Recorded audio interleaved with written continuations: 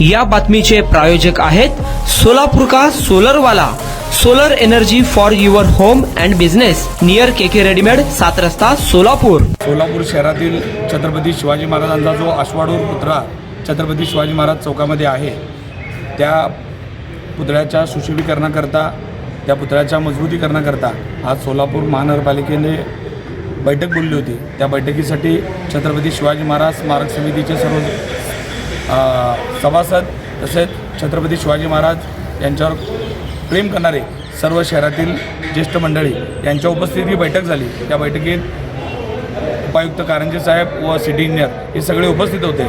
छत्रपती शिवाजी महाराजांचा पुतळा कशा पद्धतीचं सुशोभीकरण आता होणार आहे आणि जी आता तुम्ही बघितलं असेल कोकण इथं जी घटना घडली छत्रपती शिवाजी महाराजांच्या पुतळ्याच्या संदर्भात, त्या अनुषंगाने हा पुतळा आता सुशोभीकरण करण्याच्या आधी या पुतळ्याचं मजबूतीकरण करणं खूप महत्त्वाचा हा विषय महत्त्वाचा ठरला।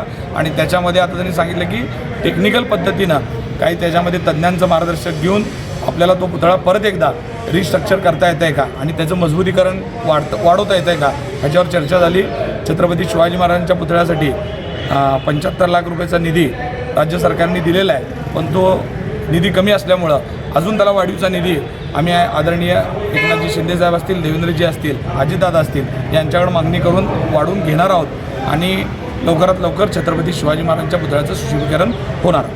पण वास्तविक कोकणात जी घटना घडल्यानंतर हा विषय ऐरणीवर आला की सुशोभीकरणापेक्षा मजबूतीकरण हा महत्त्वाचा विषय आहे। त्याच्यामुळं पहिल्या टप्प्यामध्ये मजबूतीकरणाचं काम येणाऱ्या छत्रपती महाराजांच्या 19 फेब्रुवारीच्या आधीपर्यंत त्याचं मजबूतीकरणाचं काम होईल आणि त्याच्यानंतर त्याचं सुशोभीकरणाचं काम परत एकदा सुरू होईल।